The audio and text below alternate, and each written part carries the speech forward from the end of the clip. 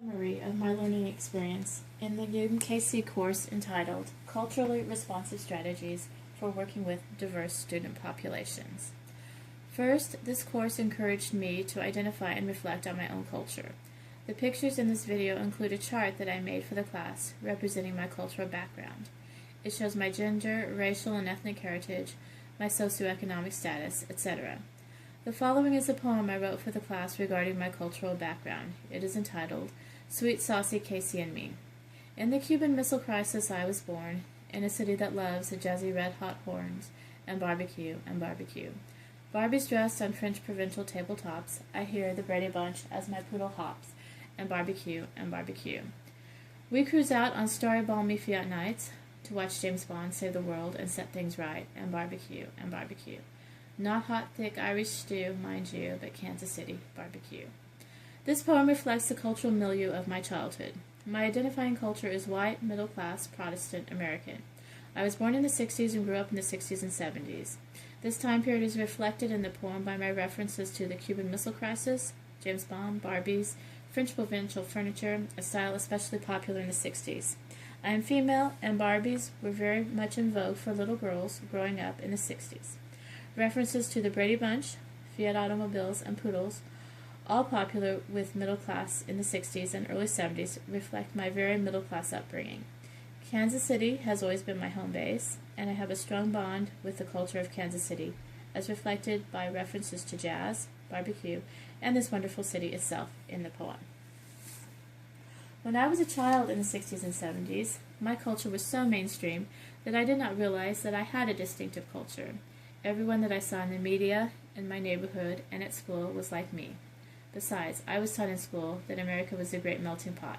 In other words, according to my teachers, American culture was composed of people from all parts of the world who had blended together seamlessly. My white mainstream background is reflected in the poem with references to cultural icons, Barbie, James Bond, and the Brady Bunch. I am very interested in foreign languages and cultures, and I have traveled extensively in the U.S. and abroad. Many of the pictures presented in this video are of me traveling or of places to which I have traveled. My interest in foreign languages and cultures has led me to teach French and Spanish, which I have taught for the past 12 years. I teach Spanish 1 and French levels 1 through 4 to 10th, 11th, and 12th graders in a medium-sized Missouri town. My students are about 70% white, 20% Hispanic, 10% black. There is also a significant Ukrainian minority at the school where I teach. All the pictures of students in this video are students I have taught. Some pictures are of students on trips that I have led and of the places we visited on these trips. Others are of students at school. How does my cultural background affect my teaching? Naturally, I reflect my culture. For example, as a middle-class white high school teacher, I see a high school diploma as a necessity for increasing earning potential and opening up opportunities, for example, college, study abroad, etc. Nevertheless, many male Ukrainian students at the school where I teach question why they should work so hard to obtain a high school diploma when they can earn good money in construction without one, especially when they are young and strong. It is important for a teacher to realize that he or she has a culture and to recognize that it might be different from the culture of his or her students. This realization increases the understanding that a teacher has regarding his or her students. For example, in white middle-class culture, teachers are addressed by their title and last name. Thus, I should be addressed as Ms. Davis. In Mexico, teachers are addressed only by their titles, for example, Miss. I have encountered several teachers who have become angry when students from Mexican backgrounds address them using only their title. In their view, these students do not respect them enough to learn their names. Also, in my white middle-class culture, we do not interrupt others in the process of speaking. In other cultures, Latino for example, conversations are more participatory. Interrupting a speaker shows that the listener is paying attention and is interested in what the speaker is saying. In short, armed with cultural awareness, tension and conflict can be reduced. This class also encouraged me to reflect and analyze the effectiveness of culturally responsive practices in relationship to student growth and learning. In their book, Teaching with Vision, Culturally Responsive Teaching in Standards-Based Classrooms, Christine Eastleader and Catherine Kornbleth cite Irvine to describe culturally responsive teachers. Culturally responsive teachers are teachers, and now I quote, who understand and appreciate students' personal cultural knowledge and use their students' prior knowledge and culture in teaching by constructing and designing relevant cultural metaphors and images in an effort to bridge the gap between the students, what students know and appreciate, and new knowledge or concepts to be mastered.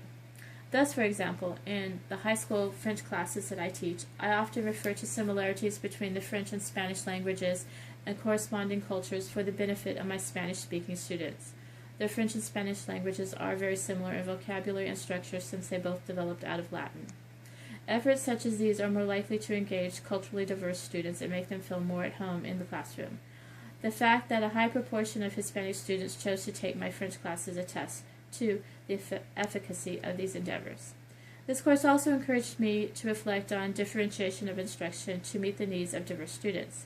According to Caroline Tomlinson in How to Differentiate Instruction in Mixed Ability Classrooms, at its most basic level, differentiating instruction means shaking up what goes on in the classroom so that students have multiple options for taking in information, making sense of ideas, and expressing what they learn.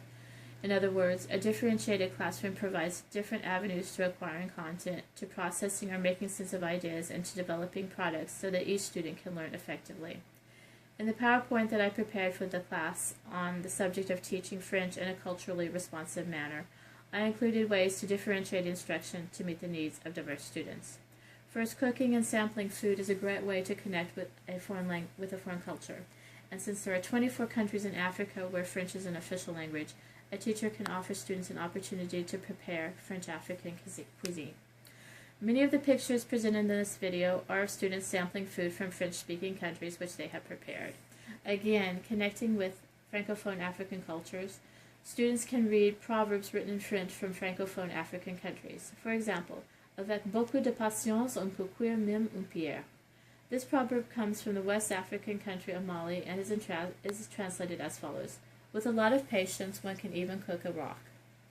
Whenever I utilize these techniques and activities, I observe my culturally diverse students becoming more animated. I further developed skills for differentiating instruction in culturally responsive ways in a lesson plan that I created. This lesson was designed for a French 3 class. This particular class is small and composed of high-performing high school juniors and seniors who are very interested in French language and culture.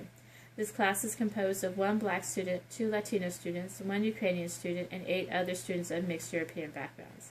This lesson plan focused on France during the reign of Louis XIV, 1643 to 1715.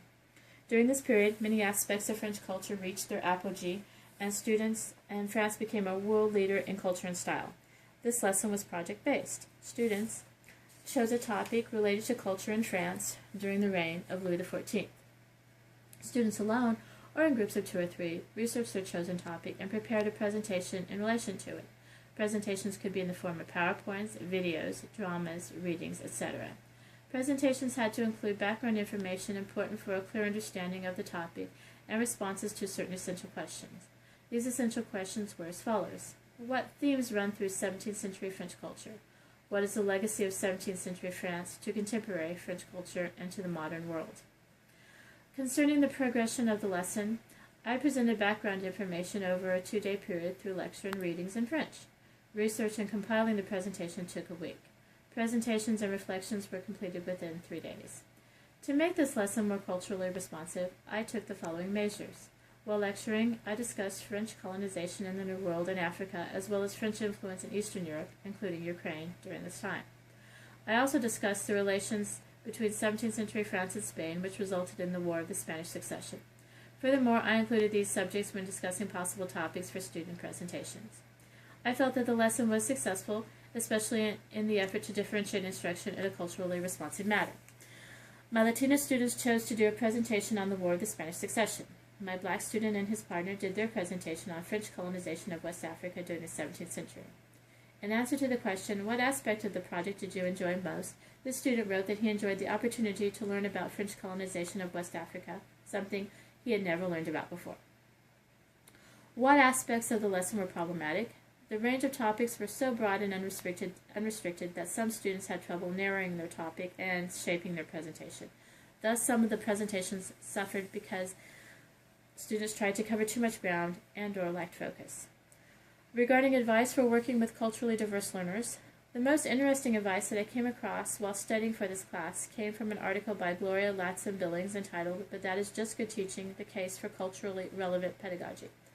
In this article, Ladson-Billings described the results of her study regarding how to improve education for young African American students.